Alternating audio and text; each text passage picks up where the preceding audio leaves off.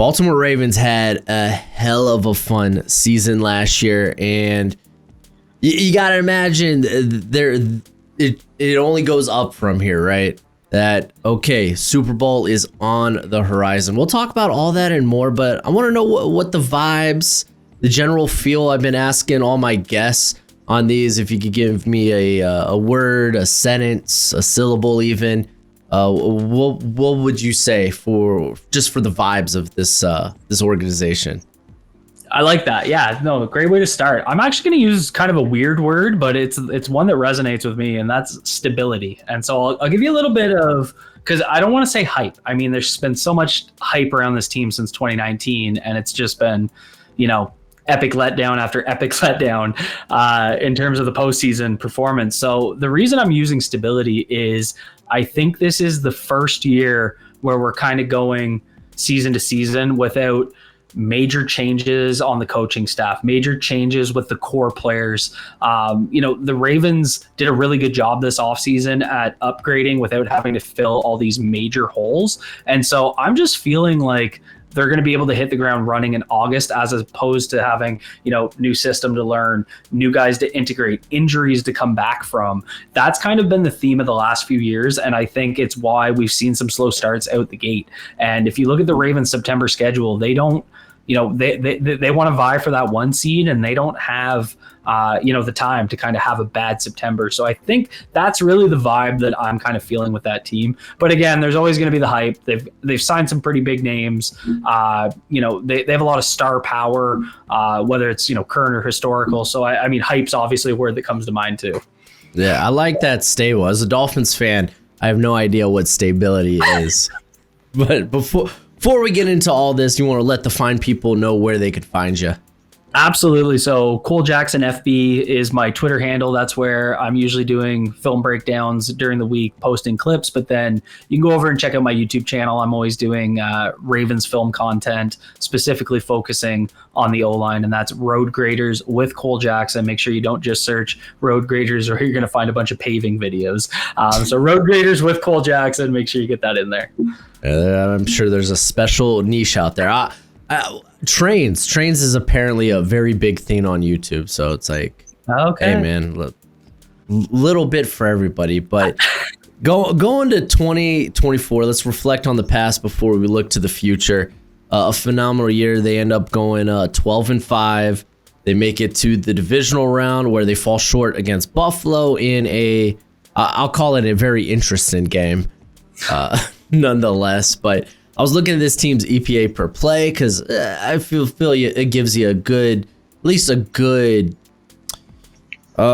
standard? No, I don't know. Good feeling of like, okay, is this a top 10 squad, or are they more bottom of the league? Do they fall somewhere in between? And the Ravens were consistently just in the top 10 of everything. Rushing and passing offense were in the top 2. The defense, which, I mean, shoot, you're coming off of Mike McDonald. You got Zach Orr there.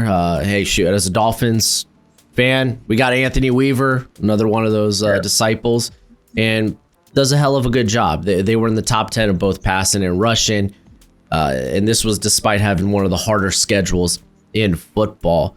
So what were some of the things that went right? Which, I mean, a lot went right. And I guess what went wrong at the end? Yeah, starting on the offense, Mark Andrews. Yeah, that was tough. I was there 3 rows from the field too in Buffalo, because I'm up in Canada, so it was a pretty quick drive for me. But that was heartbreaking. And I have a text into the group chat with all my fantasy football buddies from back home, and it said, I'm pretty sure it just said, the only way this could get any worse is if they score and miss on the 2-point conversion. So, and of course it hits. And then like, it's an iPhone group chat. So as soon as it happened, it just, everybody emphasizes it. Right. So, but we saw that coming from a mile away. But when we want to take a look at last year and what went right, obviously we were, getting into, I think, the full maturity of Todd Monken's offense post the Greg Roman era. And I think you really saw Lamar Jackson take a massive step in terms of consistently passing the football. He became the first quarterback to go 40 plus touchdowns with 4 or fewer interceptions. If you look at his touchdown percentage and his interception percentage in terms of efficiency, it was actually better than Tom Brady's 2007 season. He did throw more touchdowns, but he still had a lower interception percentage. It just really speaks to how much Lamar protected the football, and that came off the most career pass attempts of his career. So, he just was phenomenal to watch. Obviously, the MVP race with Josh Allen was very tight. It's funny. I kind of thought Christian McCaffrey would win it in 2023, but I think Lamar should have won it last year. That was kind of my view of the whole time. I know that the running back for MVP thing wasn't everybody always just says it's the quarterback of the best team. So I understand why they gave it to Lamar in 2023, but I really think Christian McCaffrey was the MVP in that season, and I think Lamar was last year. So, it is what it is. But, that's really what went right. I think that offense, integrating Derrick Henry, having that kind of renaissance year for him, what a joy to watch, especially from a film perspective. I went back and watched his last couple of years when we signed him, and we made a big push at the trade deadline the year before to trade for him. So I knew that the Ravens really wanted him in a system, and I could see why. He was bogged down in Tennessee, and then he gets into having Lamar as quarterback and a good system, and you saw him run wild. So that was obviously a big thing, and it was really the culmination of the run and pass game, like you said, top 2 in both in EPA. That really showed, and that's despite not having a top offensive line as well. And it really just speaks to the star power and Todd Monken just really feeling that system out. So that's really 2 of the big things that I had for what went right. When you look at what went wrong, and it was kind of what went wrong to start the year and then got better, and it was really the defense. So like you said, Weaver came over to Miami. Denard Wilson also left Baltimore. They lost Mike McDonald, so their defensive coaching staff got absolutely decimated. And so Zach Orr steps up from the linebackers coach into the defensive coordinator role, and this is why I said stability to start it. It was they're learning a new system. They have a new play caller. Not only is a new play caller in Baltimore, he had never called plays before in his career. They had to bring in Dean Pease, former Ravens and Titans defensive coordinator, mid-season to kind of bring in some stability. They did it again this offseason, bringing in Chuck Pagano. So I think they really want to get a mentor in that coaching staff for Zach Orr, because you can tell John Harbaugh really believes in Orr. And I can see why. I mean, you saw him rebound. If you go back to kind of, it was kind of twofold. It was, trying to use too many disguised blitzes, trying to do a little bit too much funky stuff up front without kind of the basics being done. They also had really poor play from their safety combination. Marcus Williams ends up getting benched and then cut. They bring in Kyle Hamilton into that split safety role. They also bring in Ardarius Washington, who unfortunately got hurt in minicamp this year. Yeah. That was a big blow. Luckily, they brought in Malachi Starks to go with Hamilton, but what the Ravens were really looking to do early in the season last year was that 3 safety trio that they used the year before. And that was when Geno Stone was still here before he signed with the Cincinnati Bengals. So they kind of would have Stone out there with Marcus Williams, and then Kyle Hamilton was basically a rover, or, the Alabama star under Nick Saban, whatever you want to call that role. Basically a Swiss Army knife that can move wherever. So I think when the Ravens drafted Starks, all of the fans like myself were like, okay, here we go. We'll get back to that 3 safety system. Now Hamilton will have to probably play more split, which is unfortunate, but you can really see them, I think they have an identity again, and that's really what changed last year. In terms of also kind of what went wrong, I don't think they had the most consistent play from their offensive line, which is, that's really where I focus a lot of my time and a lot of my film efforts. I think it gets masked pretty heavily by the performance of their offense. They have probably one of the worst guard duos in the NFL, and that kind of stayed consistent. They added a guy like Emory Jones, who I didn't like as an offensive tackle in this year's draft, but I love his transition into guard. Unfortunately, I had torn labrum. He had to get that taken care of. So probably starting camp on PUP. We'll see if he's able to get in there and compete by, mid-August. But to kind of come in mid-August and compete for a starting spot just doesn't seem realistic. Last year we saw it too. They drafted Roger Rosengarten out of Washington, and they started Patrick McCary at right tackle because they didn't feel comfortable starting him. Once they finally made that transition and started Rosengarten, you saw that offensive line take a step. So I think that's probably their weak point right now, and it really showed in the playoffs. They couldn't move the Buffalo D-line very well, and it's really part of the reason why they struggled in that game. They couldn't establish the run in that kind of snow-filled environment. And then, once they get it's and kind of speaking to what went wrong overall, this team gets into the playoffs and consistently pisses down its leg. And that's kind of, the overall ending of the season. It's just like the Zay Flowers, you put Zay Flowers fumble on the goal line in the 2023 AFC Championship game, right beside Mark Andrews fumbling midfield, trying to be, Barry Sanders for some reason with that cutback when he could have just went down. Snow-filled game, wet environment. It's tough, right? So you put those two moments beside each other for how 23-24 kind of ended. And obviously there's some Lamar interceptions worked in there. There's Lamar fumble. Those are absolutely relevant. But those were really the straws that broke the camel's back for the Ravens. And so until they can sort out whatever mental block they have in the postseason, I have no doubt that they're going to make the playoffs. They're going to, have a phenomenal offensive output. I think the defense is going to be stronger. I'm not so worried about, getting to the playoffs. It's what's this team going to do in January? We've kind of become, I don't know if you have a lot of hockey followers, but we've kind of become the Toronto Maple Leafs of the NFL in terms of like, the season starts in January for us. I know it sounds a little cocky in terms of regular season, short season, anything can happen. But that's just, this team has shown consistently they can perform in the regular season. Yeah, and then y'all were also down Zay Flowers through the playoffs, so that hurt. They had Anthony Miller out there running routes. Like he actually had a pretty good game. I'll give him credit. It's a wild Anthony Miller shout out in 2025. Wacky. But we can now move on and see what they did this offseason, because like you mentioned earlier, they went out, they made some moves. We could talk about the losses, I think, first, which there are a few notable ones, but I don't think any of consequence. Probably Patrick McCarry being the biggest one. Came in and played reliably at guard, which problem spot. There's going to be questions about particularly that left guard spot, which I have hopes for when it comes to Voorhees. I liked him in the draft. I love Voorhees. But Big fan. Yeah. Well, we'll see. But Marcus Williams is gone. You had Pierce retire. Brandon Stevens probably at least for the defense, the biggest in snaps, because he played well over 1,000 snaps last season. But I think y'all did a very good job of kind of sorting out that corner room actually looks pretty stacked. It turned around really well. And Brandon Stevens was a player that was hated by fans. He's a frustrating watch because consistently in position, never getting burnt. You go back and watch his 2023 and you try and figure out what the hell the difference was. And it really came down to ball awareness. When he gets his head around, he's able to make plays on the ball. But in 2024, used a lot more trail technique and really relied on playing through the catch point.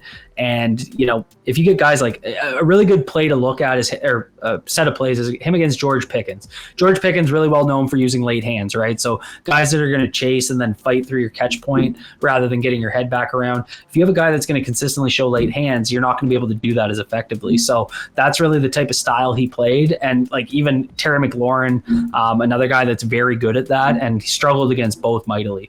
But yeah, they go out, they get Jar Alexander pretty late in the offseason, but they also add a Woozy who, at first I was a little nervous about just because of his health history, but then they get Jar, right? And so now I feel like you got two guys, both injury prone, to be fair, but I feel like between the two of them, you're probably going to get a full season at one of the cornerback spots across from Nate Wiggins. That allows Marlon Humphrey to play in the slot where he's really been able to extend his elite level play. I think he was falling off a little bit.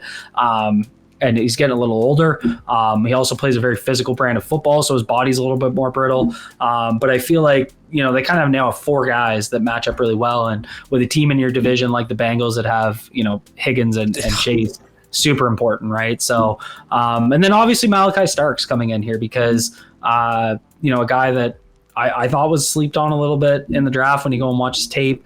I think you really had to go back to 2023 to understand the type of player he was. He played very different roles across 23 and 24. But I know exactly how the Ravens are going to use him, and I think he complements Kyle Hamilton really well. So that defensive secondary, which has been a struggle, you go back, Joe Burrow's thrown 500 yards on us like twice. So you'd think I'd love a nice Thursday night game where the score is like 51-48, but I don't. Not good for my blood pressure, not good for the grays in my beard. I'm very excited about what they did there. The loss you mentioned that I think has been underrated is Michael Pierce. I don't think people realize how solid he still was. Travis Jones, very, very good, has consistently been taking steps. I have a thread every week where I just go, here's Travis Jones' insane flash of the week. And it's really, for Jones, it's going to be about establishing that consistency because, he'll have a move where, he's just going to do something absolutely ridiculous and blow up a play, but then he has kind of 3 or 4 plays off. So whether or not he can establish that, and then, with the way the Ravens play the run, John Jenkins comes in as the backup, and it's just a big downgrade from Michael Pierce. That nose tackle is really important in their defensive system. So I think that's, probably their biggest loss. When you look at the O-line, Patrick McCurry was at his best as a 6-man, a guy that was on your bench that could come in and play any spot. He played literally all 5 positions during his tenure with the Ravens, super valuable. I'm not a big fan of Daniel Falele. I'm one of the Ravens fans that really wanted to see an upgrade at right guard. It blows my mind. You're trying to establish this wide zone running team, and you find the most unathletic guard you can possibly find to play in space. It's just bizarre to me. But the Ravens didn't really seem to address they brought in 3 offensive linemen. Like I said, I think Emory Jones is more of a guard, but I'm not sure if the Ravens view him that way. I like what Dellinger can do in a couple years. And then they brought in Carson Vincent, probably the rawest offensive tackle in this class. Really fun tools, but you're probably the plan there is to prepare for Ronnie Stanley in 2 years when he retires, right? So they go out and get Joe Noteboom to come in and be that kind of immediate swing tackle.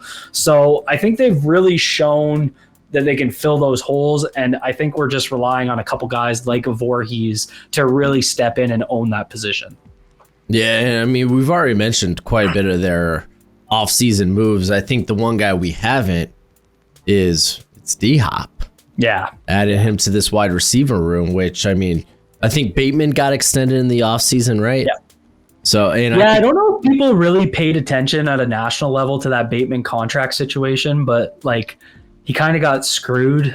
His agent didn't inform him that if he missed a camp, he wouldn't get his 5th-year option. He'd actually become an RFA. And the Ravens used that as leverage in his first extension to get him super cheap because they had him for an RFA season in his 5th year. So he took a little bit more money than that RFA year. So the Ravens turned around this offseason and did right by him. They still got a pretty good deal out of it. But that whole contract situation, it really didn't get enough attention. That is absolutely absurd for a team, to watch a player miss a camp practice and lose that much money. That's absurd. That's wild. Yeah. I mean, speaking of contract situations, I mean, within the division, Shamar Stewart. I mean, now they're talking about him returning to A&M. That's wild. That just blows my mind. But yeah, that Bengals team, it's tough to be a Bengals fan because they have such a good core, and it seems like that front office can't get out of its own way. You potentially have Shamar Stewart opposite Hendrickson, and yet you're fumbling that all offseason. It's wild to watch. Yeah, it's not like the defense was, the weak spot on that team, but 'tis what it is. But I mean, what does Hopkins now bring to this core? I mean, if you get a savvy vet, of course, but I mean, this is a guy that's still playing good football. I mean, it's no longer elite, but still a competent player out there. Yeah, it's kind of the same as when I went back and watched Henry. Maybe I think Henry's still, at least he was last year, still at that elite level. I'm not sure if Hopkins will still be there, but I think what a lot of people forget is DeAndre Hopkins went into last year's training camp hurt. And so he started the season and decided to play through that injury rather than sit out on a bad Tennessee Titans team. So when you go back and watch him, I thought his usage on Tennessee was a lot more what I'm going to be expecting than his usage in Kansas City. The way Kansas City uses their wide receiver core, it's just very different, right? Like, Yeah. you know, I've never how many times is Justin Watson going to catch a goddamn touchdown pass and you know, kill my fantasy team? You know, it drives me absolutely bananas. But even when you go back and watch some of his routes, I think there's a lot more there than people expect. I think a lot of people, you know, had him on watch, comparing it to the Odell Beckham Jr. signing that the Ravens had in 2023. I think Hopkins is way further, you know, still up there than OBJ was that year. So I think skill set wise, you know, you kind of have your three archetypes, right? You got your traditional X route runner, you know, release guy, and DeAndre Hopkins can play above the rim, contested catch guy. You got your Z receiver and Bateman, who, you know, sneaky good route runner, but a guy that can also play deep. And then you got your traditional slot and Zay Flowers. They'll move them all around. They'll use a lot of 12 personnel with the 2 tight end sets. But, you know, I really like what they were able to do. You know, they kind of have diversified into 3 different skill sets that Todd Monken can use at his own disposal. I'm not expecting a big year statistically from Hopkins. I don't know if he'll be fantasy relevant unless there's injuries to other guys. That's usually how people kind of look at receivers. You know, who's the wide receiver one in fantasy. I don't think it'll be that, but I think when the Ravens need to make a play, like, it kind of reminds me of when, you know, in 2012 when Anquan Bolden in the playoffs was making, you know, big catches, play after play after play. You know, can Hopkins be that guy that they've needed? Because, you know, that's really what this team has been missing. You go back and you look at Mark Andrews' track record in the postseason. I think his drop percentage is like 18.7%. If that might be off, but it was over 15. I remember I went back and looked, and it's just like the guy forgets how to catch the football in the postseason. So, you know, between that, you know, some of the injuries with Bateman and Flowers, you know, they need a reliable guy in January. And I think that's what they're hoping to get out of Hopkins. Yeah, and I mean, I was just looking at their drop rate last year as a team, and they were in the bottom half of the league. Well, bottom 10, I think they were. Specifically, they were 28th. So, yeah, addressing wide receiver, kind of a sneaky, like, big upgrade, getting a very sure-handed guy in D-Hop. But I'm excited to move to the draft portion because I think for, like, you could argue the first 3 rounds, they killed it. They crushed it. They let value just come to them and hit them in the face. Malachi Starks ends up falling all the way to 27, which... I mean, I get it. Safety, not a high value position, but for a guy that good, I thought for sure top 20, you know, and he makes it. That was my assessment when I watched his tape, because he was heavily linked to them. So I kind of watched him pretty early in the process, kind of January, February. And I was pretty amazed that he wasn't getting more kind of top 15 buzz. But I mean, we watched Kyle Hamilton drop to 14 when he's probably a top 5 player from that draft, right? And I mean, you nailed it. The Ravens have not been afraid to take quote unquote low value positions in the first round. You know, in 2022, they went center and safety and Tyler Linderbaum and Kyle Hamilton. Love Linderbaum coming out. Linderbaum. And yeah, if you get me going on the Falele Linderbaum combination and how Falele is holding them back, like the amount of zone runs where Falele can't overtake because of his lack of speed to get Linderbaum into the second level when it's a zone run, it just makes me want to throw something at my TV. Yeah. I mean, he's there playing guard because he can't play tackle. That's it. Yeah.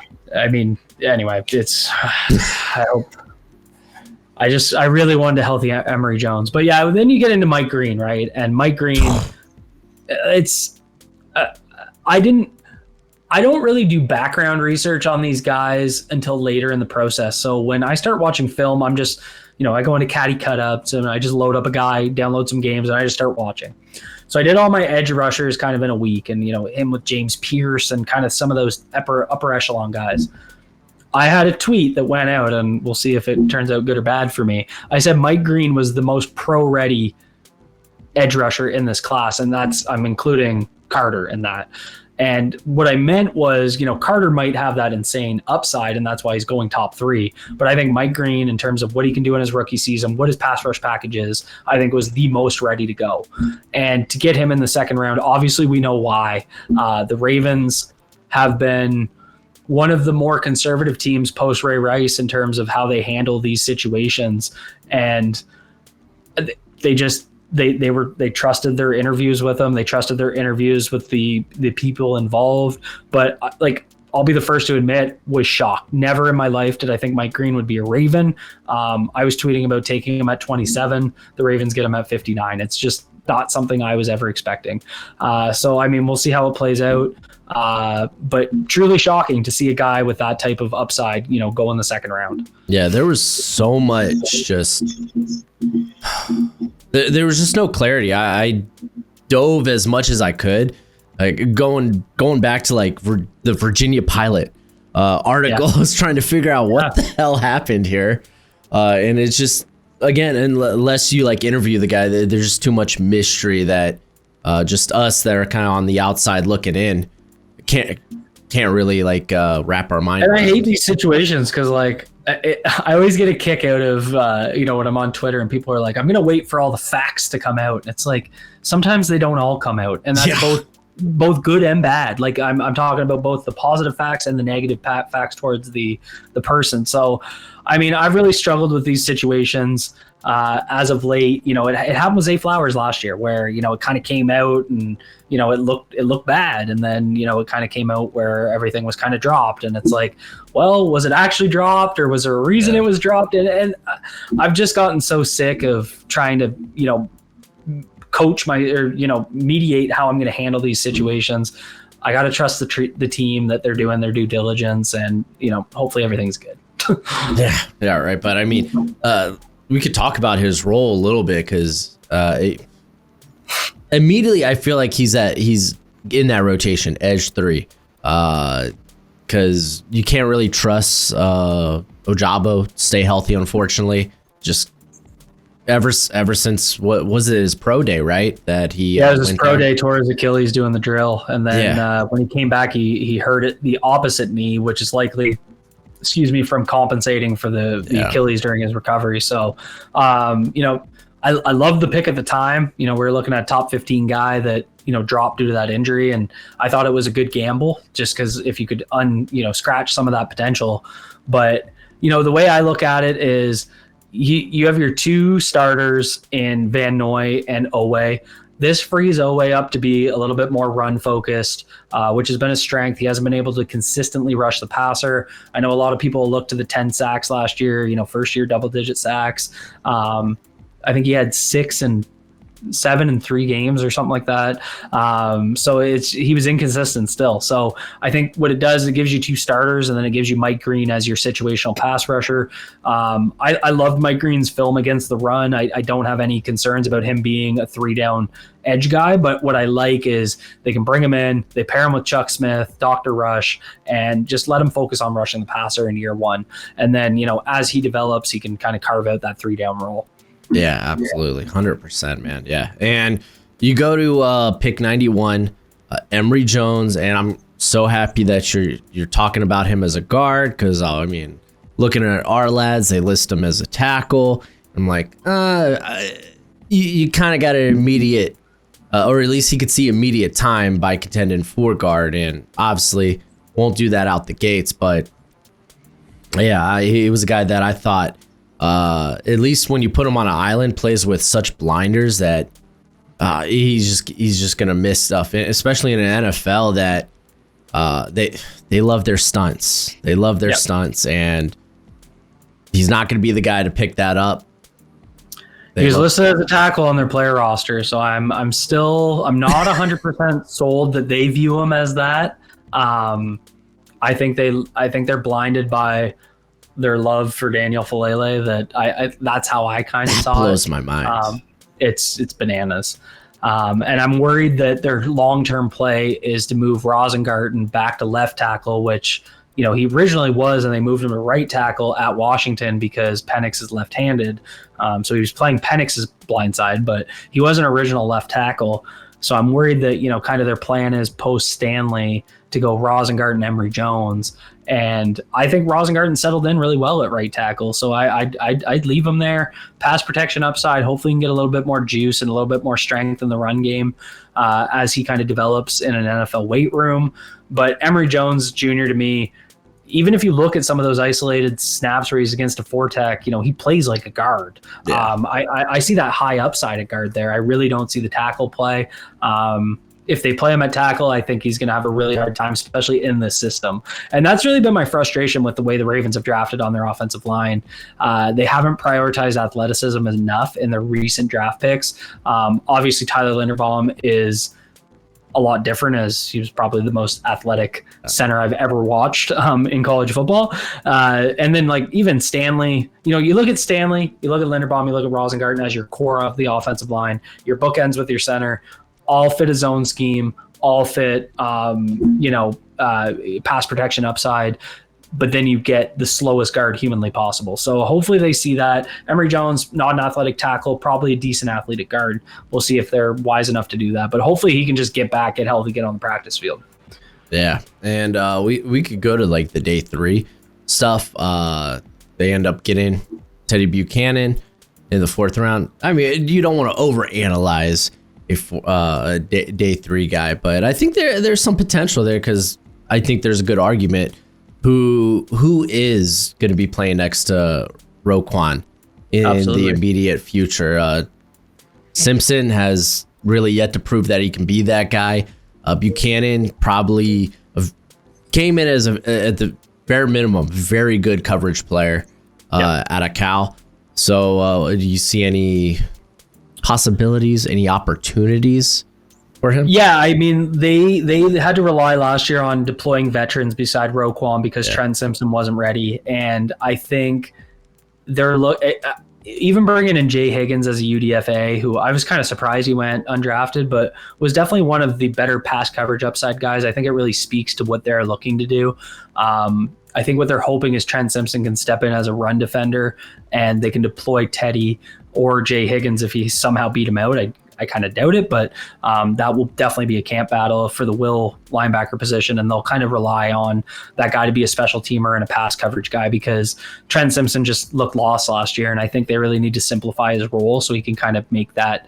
He's got insane athletic upside, especially as a run and chase guy, but I think when you're he's trying to get his keys done in the run game, and then he has to transition to the pass game. I think it really overwhelmed him.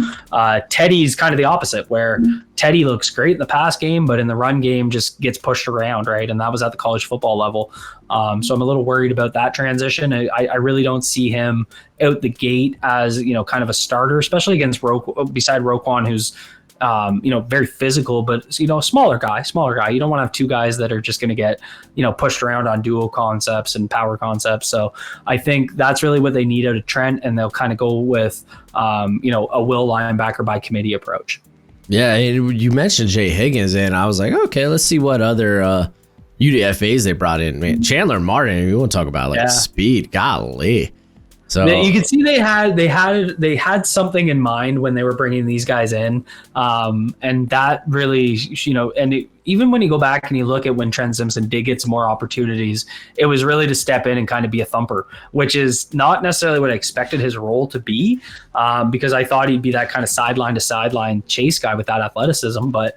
I think he actually fits it because he played, especially at Clemson, very physically. Like, he'd get in there, stick his nose in, and he did it well in the preseason. It was just when the regular season hit and they got the starters in there, he just looked out of place.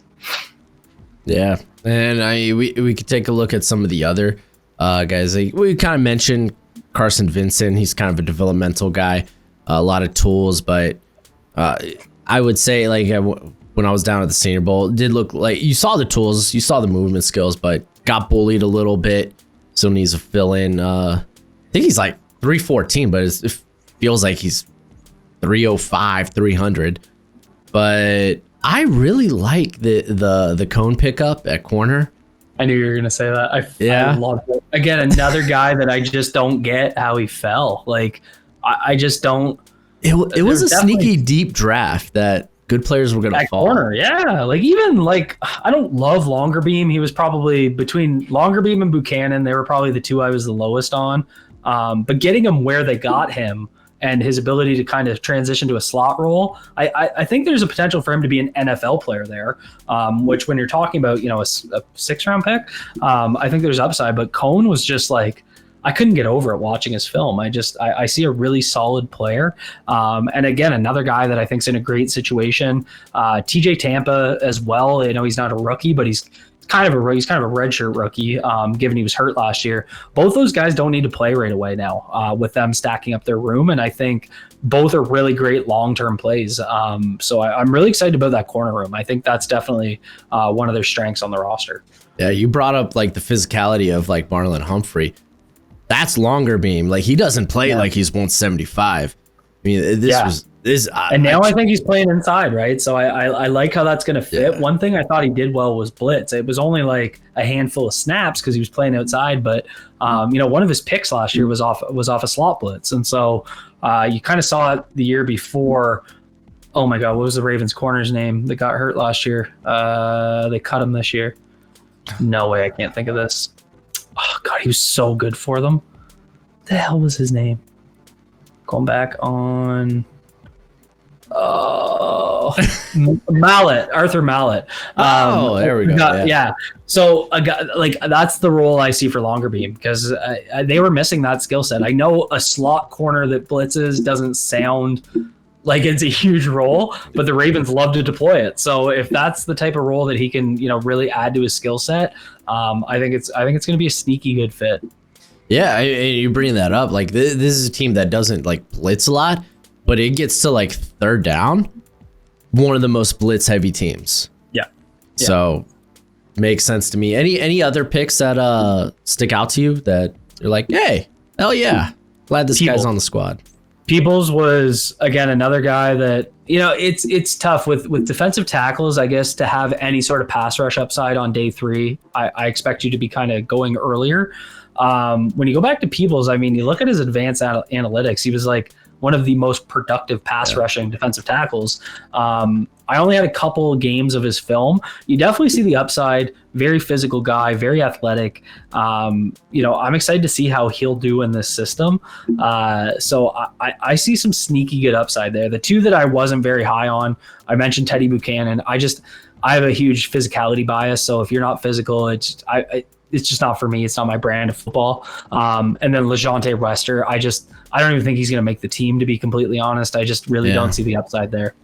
Yeah, I hear you. I mean, less good Zay Flowers, like small, light guy, small, doesn't catch well, doesn't run routes well. I think they want him as a punt return guy. Yeah, I was going to say special teams makes sense for him. But again, your wide receiver 6 trying to get that. I think Dayton Wade has a better chance to make the team than he does. And y'all always bring in like a heck lot of UDFAs. Any that like stick out like to you? Maybe I know that they weren't practicing with the pads on, or maybe that have stood out in the mini camps. One guy to keep an eye on, and so he's not. It's a great question because the Ravens had one of the longest streaks in NFL history for a UDFA making their final 53. I think they did like 16 years in a row or something crazy.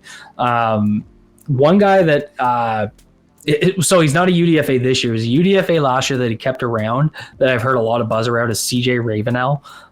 And he looked pretty good in preseason last year. So that's a guy that, I mean, if you look at thin positions on this team, there's not a ton of them, but defensive line definitely is one.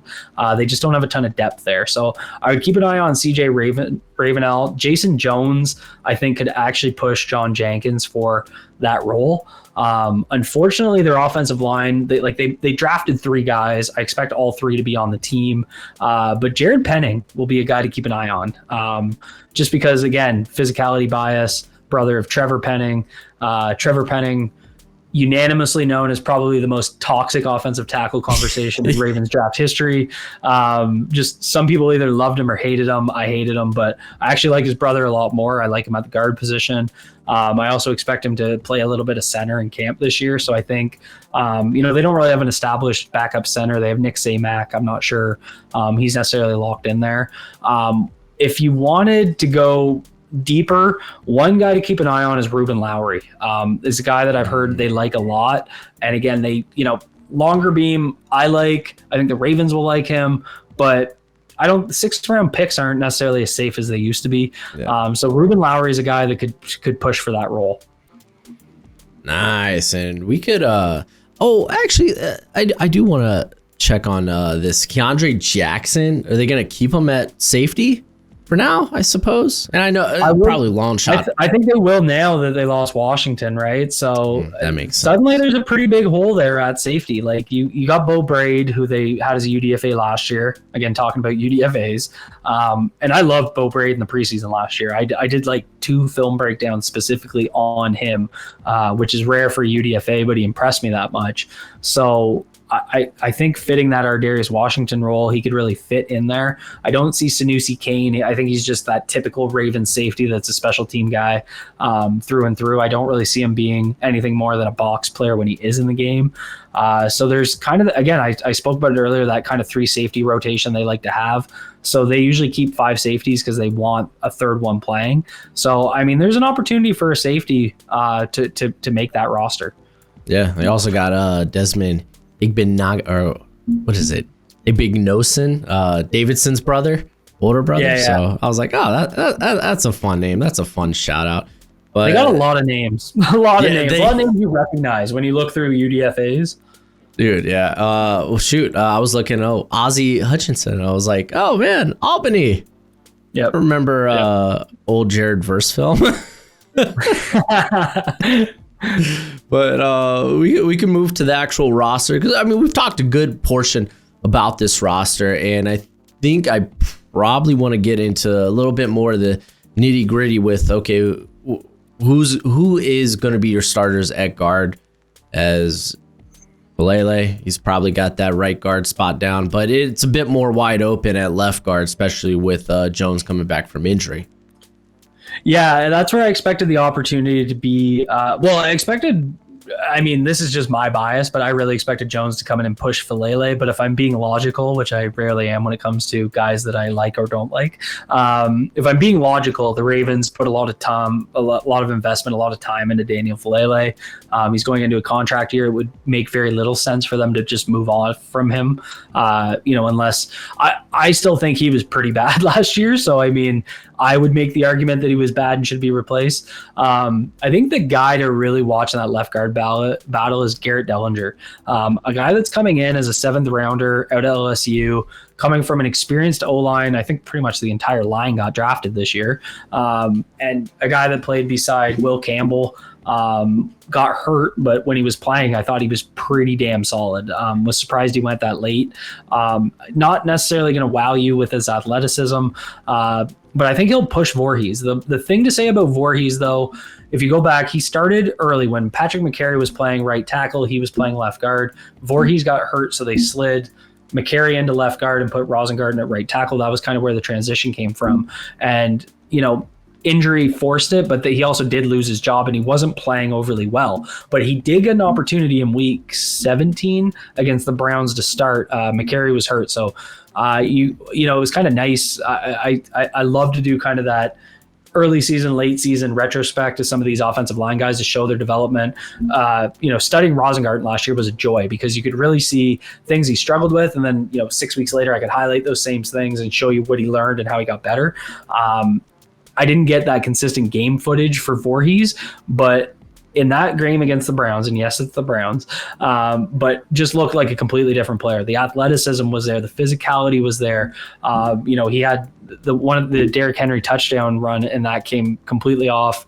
Voorhees overtaking that outside shoulder on his own run, and it was just a thing of beauty. It's the thing that I wanted to see out of him earlier. Not a high upside athlete. That's been my criticism of how they've drafted the offensive line. But when he's playing with that quick processing, I think he masks it pretty well. And then, he's got that grown man strength. Obviously, he came in that combine rep on the bench press. He comes in with a torn ACL. Yeah, I was going to say. Breaks the record, like absurd stuff. Of course, and his last name's Voorhees, which is fun. So I think I'm very high on Voorhees, so I'm willing to kind of plant my flag on that. I like Voorhees more than I like Falele, which a lot of the Ravens fan base doesn't agree with. One of the guys, though, at that guard position that, for whatever reason, coaching staff hates him is Ben Cleveland. Yeah. Cleveland was a guy that I don't know if it didn't get as much national attention as it deserved, but what the year he got drafted, there was a cell phone footage that came out of him driving a school bus at like 1 a.m. at back home, doing like a draft celebration. So the rumor I've heard that he's just really not focused on football, and that's why the coaches hate him. And he's just never, I mean, those guard positions have been open for like 4 years, and yet he never gets an honest look. Last year, he didn't even play right guard. Like, he wasn't even in the competition. He played right tackle and center more than he played right guard in the preseason last year. So it really shows how the coaches are viewing him. The coaches this offseason, I mean, they re-signed him.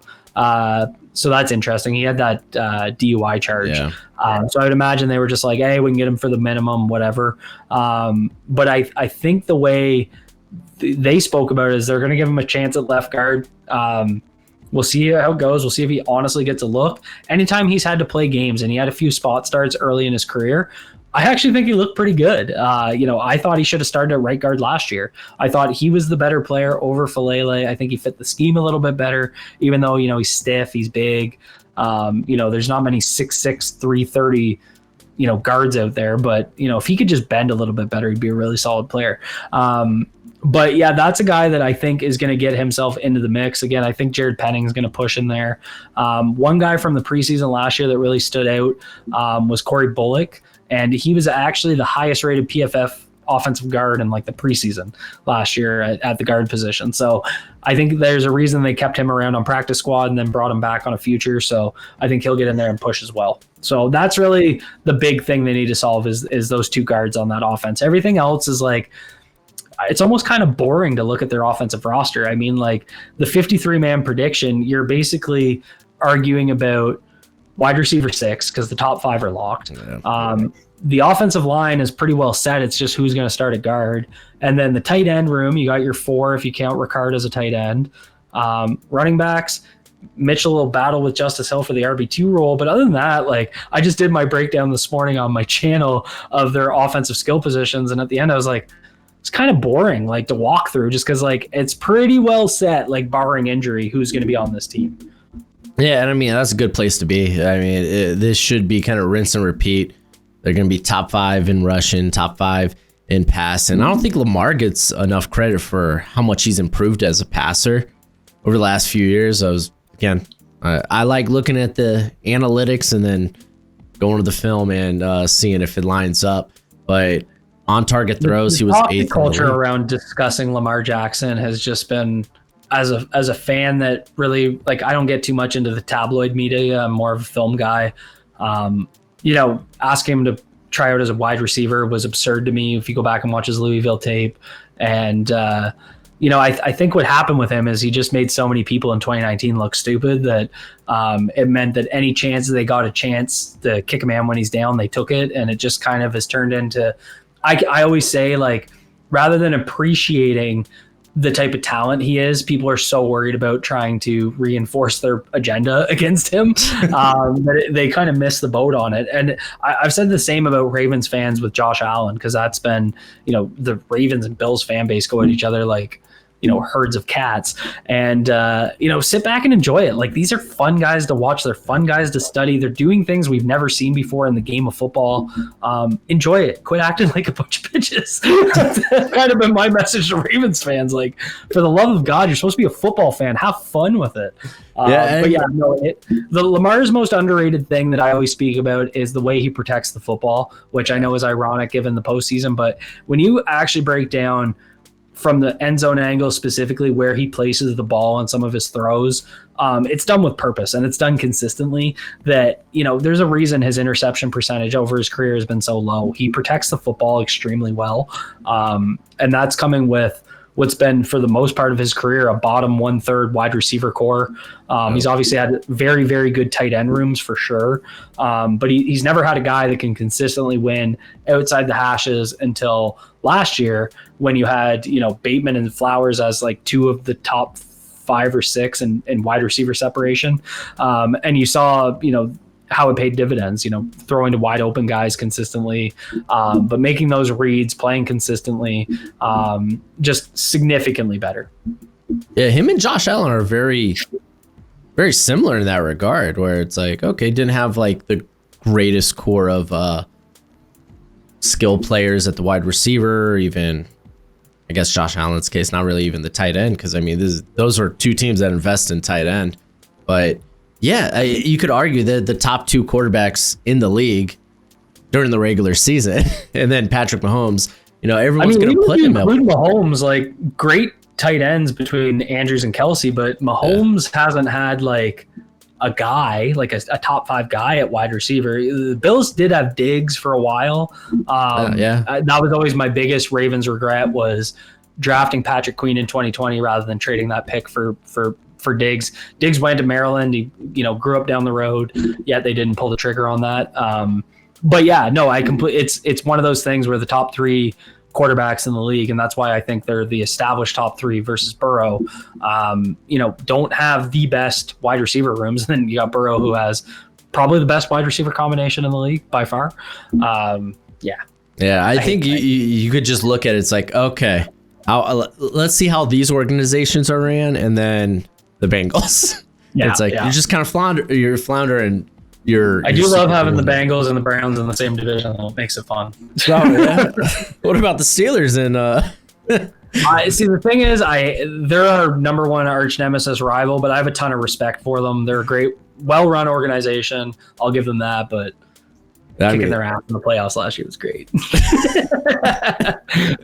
They should be just pure like soap opera this year with Aaron Rodgers. I'm all for it, man. And I mean, he's going to be going against week 1, going back to MetLife.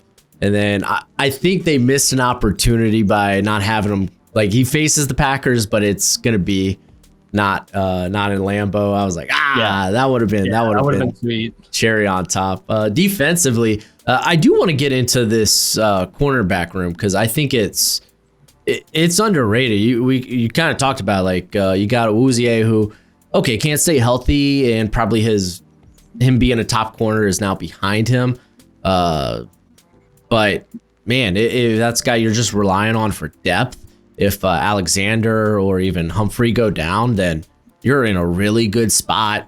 Talked about like who they've brought in via the draft, whether it be TJ Tampo took a redshirt year, or Longer Beam. Like, golly, we haven't even talked about Nate Wiggins. Yeah, and Wiggins had a great year last year. Like, he looks rock solid.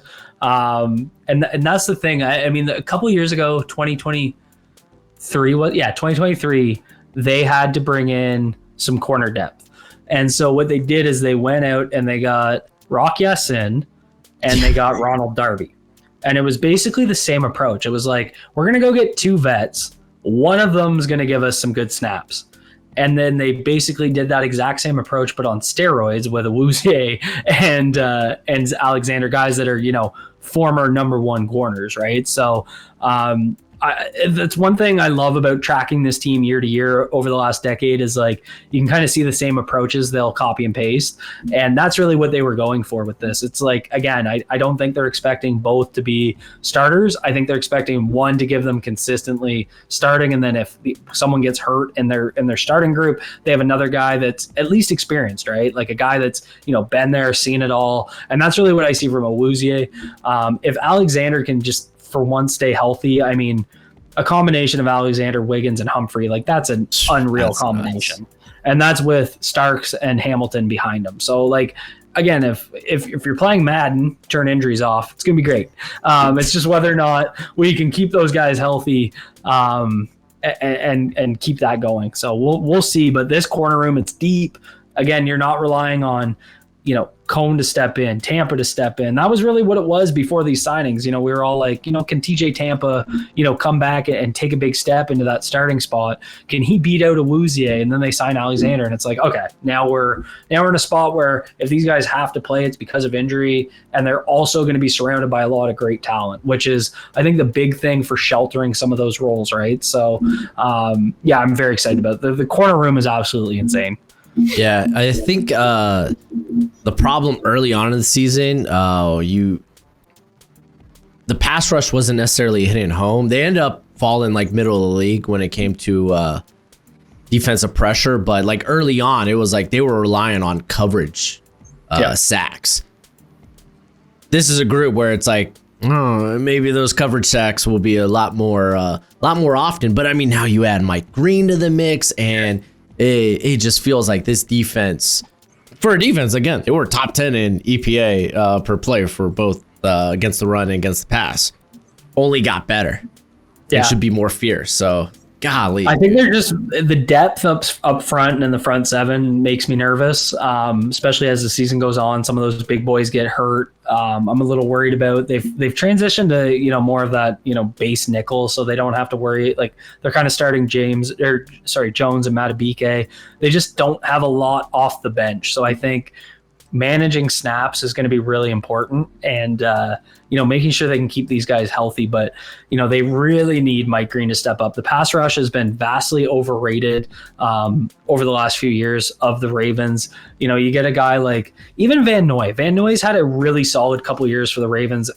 Being as old as he is and having a bit of a renaissance, but I think I did an analysis of their pass rush win rate. So they had multiple guys with 10 plus sacks, but nobody in their edge rush or their edge room was better no one in their edge room was in the top 30 for pass rush win rate, which means they didn't really have a number one edge, right? In terms of consistently winning their pass rush matchup. They were able to get sacks, be it coverage sacks or, getting to the quarterback, taking down a scrambling quarterback, that sort of thing. But if they can't get consistent pressure, that's where, especially against the top quarterbacks, when you're talking about for the Ravens to make a Super Bowl run, they have to go through Burrow, Allen, and Mahomes at some point, right? Probably two of them. And so if you aren't prepared up front to be able to take those guys down, you just can't sit back in coverage and beat them. Like that's not how it's done. It's not how it's done against Lamar either. You have to be able to get pressure on the quarterback. Yeah, and I mean, if they're not gonna blitz early in downs, then it's you're really relying on that front four to hit home and get pressure, and you bring up win rate. I mean, that's huge, especially if you look at okay, how early are they getting their wins? And not often last year. Again, it got better as the year went on, but still, we could take a look at the schedule. We could make some predictions, some projections. I want us to come up with a ceiling and a floor. That way, we could be optimistic, but let's first be pessimistic if things don't exactly go right. I was looking at the schedule, and again, I mean, this team went 12-5 last year with a pretty tough schedule. I think they were 25th in strength of schedule, which means it was very, very hard. Feels like, okay, granted, you're in the AFC North, so it's like, okay, it's going to be tough. And I know, okay, the Browns, they're kind of a mess, but that's still a really good, they always take one from us. Front. No matter what, they beat us once. It's the most frustrating thing. And even if you go back to 2015, the Ravens went 5-12, 5 and whatever adds up to 16. They were shit. It was like the first year they were really bad. And they still beat the Steelers that year. And it's just one of those things where even when the Steelers or Browns are bad, they still beat the Ravens. And so that's why, especially you look at the first 6 weeks, and the other thing about the Ravens schedule is they have an early bye. Bye week is week 7. I hate it in the 17 game approach. Early bye week is terrible. But you start with it might be needed though. Yeah.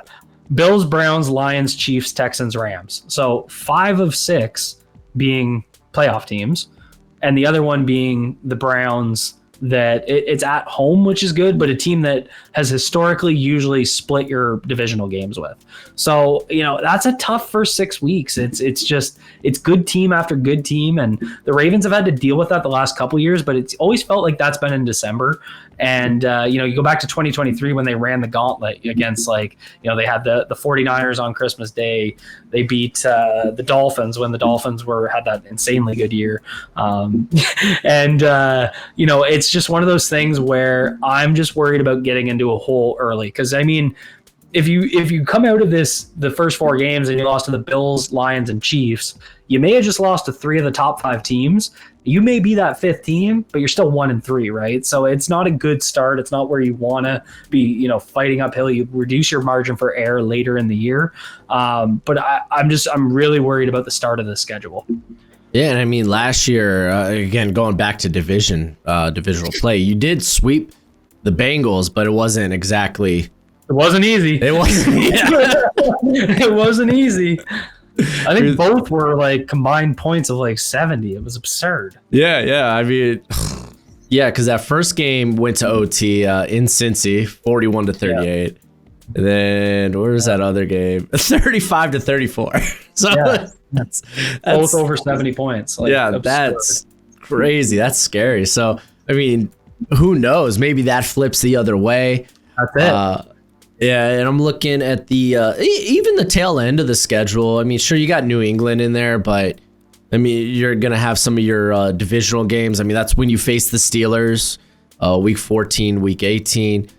You're gonna have to make a trip to Lambeau, which, considering their division, I mean, the NFC North might be the new AFC North. I mean, that is such a they're gonna be fighting for some sort of spot there, so they're still gonna be playing late in the season.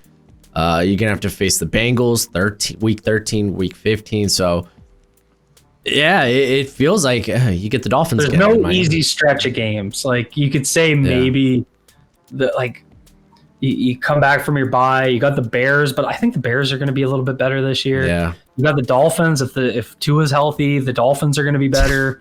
Yeah, the Vikings, I think, might, maybe that's a bit of a layup. You get the Browns again, but again, that's at the Browns. Then you got the Jets, who I do think, they're usually bad no matter what. So I see a path to them being pretty good, but, usually they're bad. But then you're back in division hell. Bengals, Steelers, Bengals. Like, it's just, there's no point in the schedule where I'm like, all right, a couple weeks, I'll be able to, lay off the blood pressure meds. It's going to be just start to finish heart attack central. I can already see it coming. Yeah, no rest for the weary. So if you had to give a floor for this squad, given their schedule, what would the win total sit at for you? I still feel, as much as everything I just said, this is a regular season team. No one's been able to, take that away from them in the Lamar Jackson era. They've positioned themselves consistently very well for playoff seeding, winning the division, getting the 1 seed. I do think the floor is probably going to be like that 10-7 last wild card spot. 10 wins is very ambitious. I wonder what their over under is.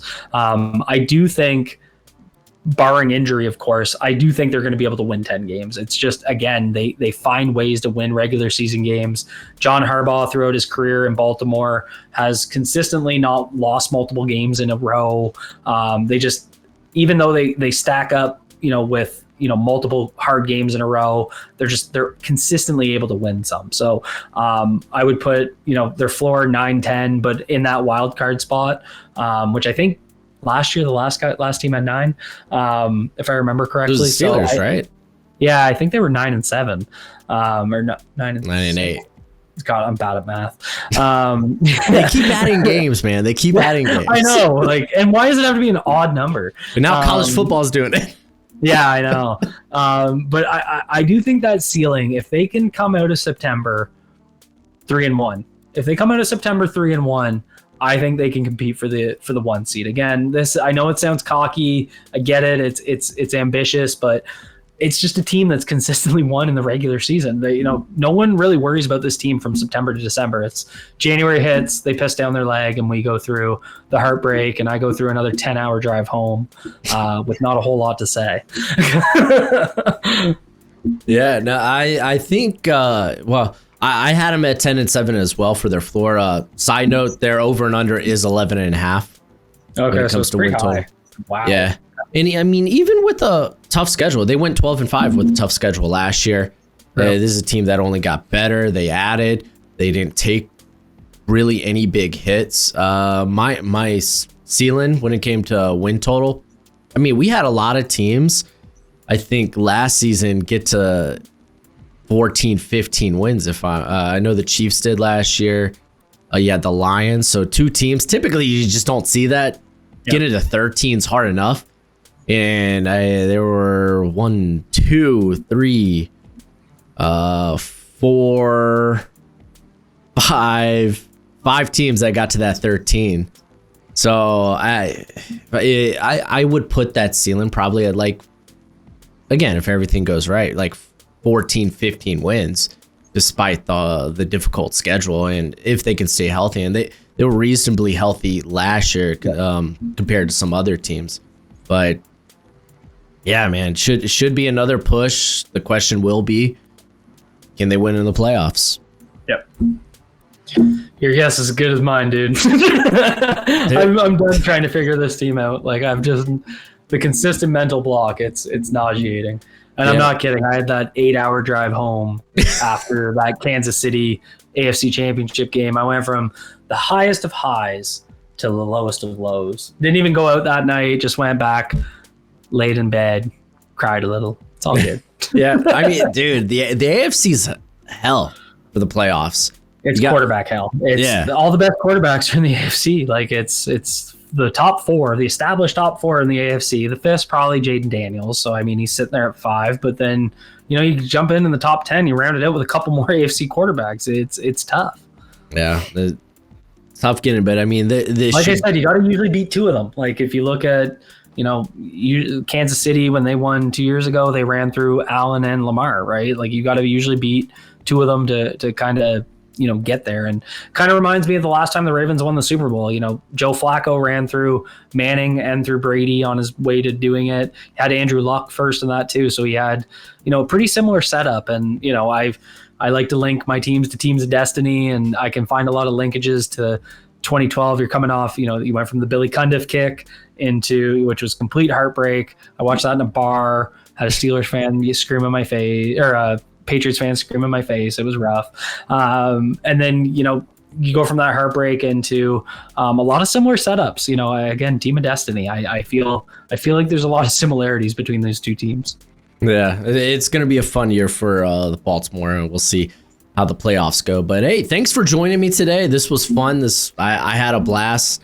I love going into these teams and having someone else here who can really get into the nitty gritty. So it's not just my opinion out there. And comment section will not be mad at me for hating or not hating on their teams. But you want to go ahead, let the fine people know where they can catch you at? Absolutely. Again, over on Twitter at Cole Jackson FB. I'm either breaking down film or talking shit. You can pick your poison over there with me. Or you can find me Road Graders with Cole Jackson, where I'm strictly breaking down film. Very nice. Very nice. Yeah, dude, your film breakdowns are pretty dope. I was checking out a few of the ones for the draft. And shoot, you even had one for Tyler Loop, right? Or you had that